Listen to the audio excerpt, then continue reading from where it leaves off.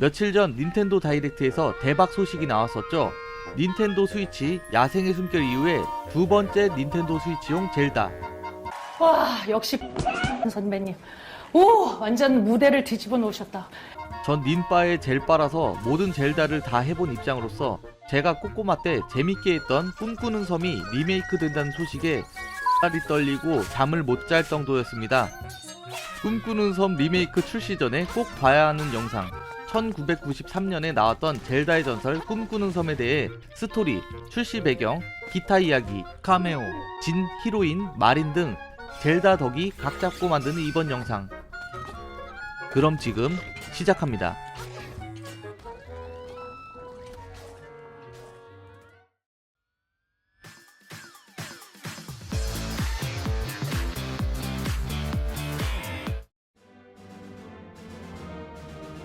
우선 스토리부터 짧게 설명해 드리겠습니다.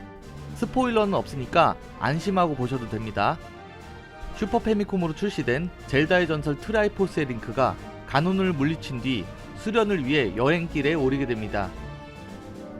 그러다가 강풍과 큰 파도를 만나 배가 파손되게 되어 외딴 섬에 쓸려오게 되고 해변가에 쓰러져 있던 링크를 섬의 소녀 마린이 발견하면서 자신의 집에 데리고 옵니다. 이 과정에서 게임보이의 도트의 한계를 뛰어넘은 오프닝이 등장합니다. 도트 오프닝과 리메이크 오프닝을 함께 오버랩해서 보여드리겠습니다.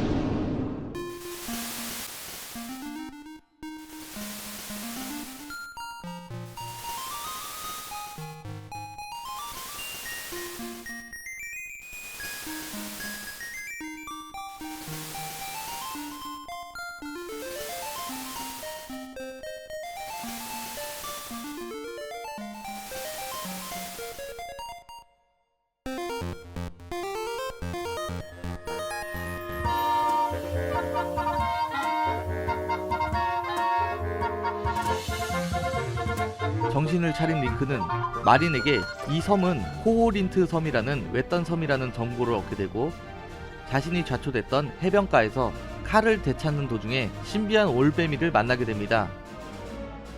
이 올빼미는 자신에게 섬에서 나가는 유일한 방법은 섬에 흩어져 있는 7가지 악기를 모아 섬의 아래서 잠을 자고 있는 윈드피쉬를 깨우는 방법밖에 없다고 알려줍니다.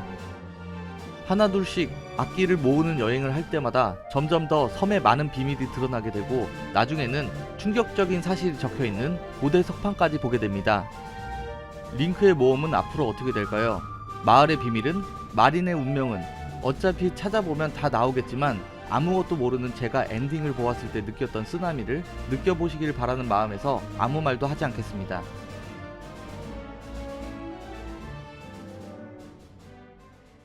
기존 젤다는 방대한 스토리와 플레이 시간으로 인해 패미콤, 슈퍼 패미콤 등 거치용 콘솔로만 제작되었었습니다.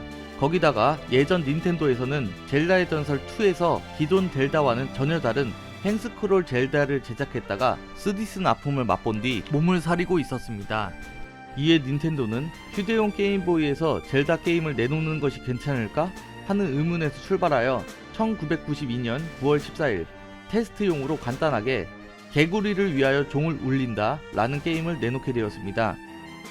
제가 방금 테스트용으로 간단하게 만들었다고는 했지만 현재 한글 패치가 나와서 제가 직접 플레이해본 바로는 플레이 타임도 6시간 정도로 짧지 않은 편인데다가 물약을 먹어 개구리가 되거나 뱀에게 물린 뒤 뱀으로 변신하여 좁은 통로를 지나가거나 하는 등의 재밌는 퍼즐 요소도 많은 괜찮은 게임이었습니다.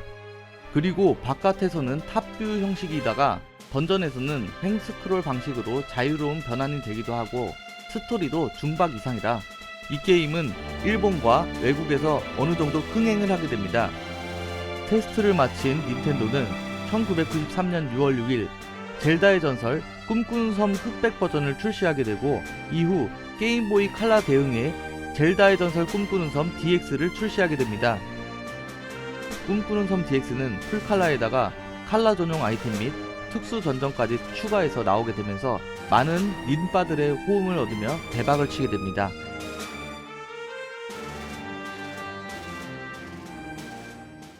꿈꾸는 섬을 이야기하다 보면 마린을 빼놓을 수가 없습니다. 처음에 나왔던 해변가에서 링크를 주워준 섬에 사는 소녀입니다.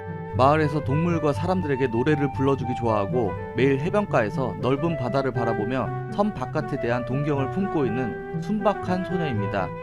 링크도 해변가를 거닐던 중에 발견했던 것이었죠. 일부 외국 팬들은 젤다보다 이 마린을 더 좋아하는 사람들도 있습니다. 히로인과 함께 데이트를 하며 깊은 이야기를 나누는 것은 마린이 최초거든요. 해변가에 함께 앉아 갈매기 소리를 들으면서 서로의 꿈에 대해 이야기를 하기도 하고,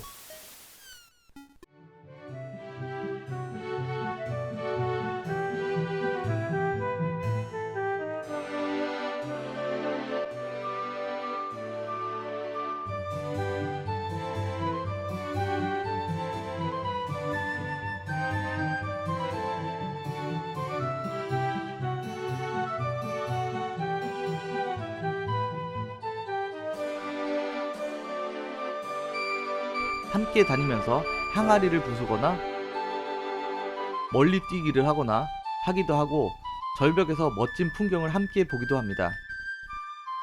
마린은 항상 넓은 세계를 돌아다닐 수 있는 갈매기가 부럽다고 줄곧 이야기를 하기도 하며, 나중에는 꼭 같이 넓은 세계로 나가기로 약속까지 합니다.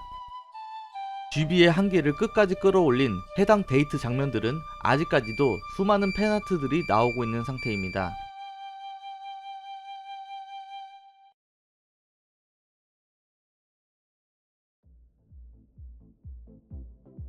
아무래도 젤다의 전설 자체가 당시에는 기기 한계 혹은 제작자의 의도에 의해 일부러 불친절하게 만들어졌기 때문에 골수 팬들에게만 엄청 유명했던 게 사실이었습니다. 그래도 슈퍼 패미콤에서 대박을 터뜨리면서 많은 팬이 생겼긴 했지만 게임보이로 출시하는 건 처음이다 보니 좀 안전장치 같은 게 필요했었죠.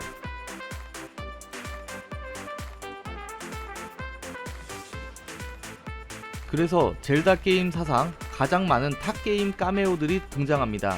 현재는 젤다 자체의 명성이 너무 높아서 다른 게임에 링크가 출연하고 있는 상태지만 이때는 아니었습니다.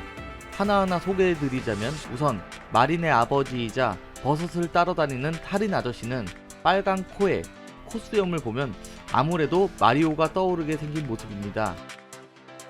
그리고 마을에서 닭을 키우고 있는 농장 주인은 아무리 봐도 루이지로 보이죠. 별의 카비에 카비도 출연하고, 카비에서 나오는 가시 모양의 몬스터들도 나옵니다.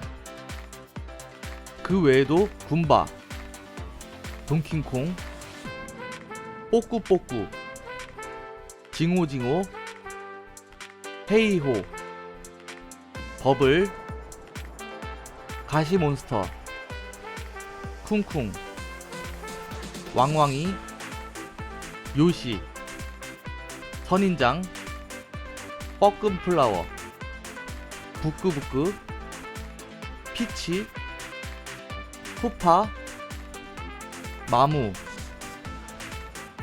그리고 마지막으로 아까 출시 배경에서 말했던 개구리를 위하여 종을 울린다에 나오는 주인공도 카메오로 출연합니다.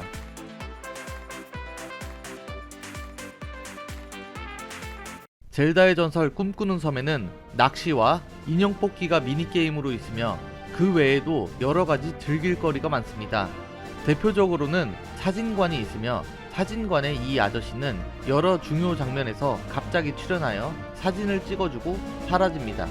이 사진들은 무려 게임보이 주변 기기인 게임보이 프린터를 통해서 출력을 할 수도 있습니다. 거기다가 이 게임에서는 가논 말고 유명한 진 최종 보스가 한 명 더 있죠. 상점에서 물건을 짚고 주인에게 계산하기 전에 뒤를 보고 있는 틈을 타서 바로 밖으로 나오면 지금부터 이 아이템은 제 겁니다, 제 마음대로 할 수 있는 겁니다 가 되어버립니다. 그 후 상점으로 다시 들어가게 되면 이 도둑놈이라는 말과 함께 파괴 광선을 쏴서 링크를 한 방에 보내버립니다. 그 다음에는 마을의 모든 사람들이 링크를 보고 도둑이라고 부르게 되고 진 엔딩도 볼 수 없게 됩니다. 참 무서운 NPC이죠. 닌텐도 스위치로 나오는 젤다의 전설 꿈꾸는 섬, 그래픽이 리메이크 되었으니까 이번에 많은 사람들이 즐겨봤으면 하는 마음에서 영상을 만들어 올립니다. 영상이 마음에 드셨다면 구독과 좋아요 부탁드리며 그럼 다음에는 더욱더 재밌는 이야기로 오겠습니다. 빠이!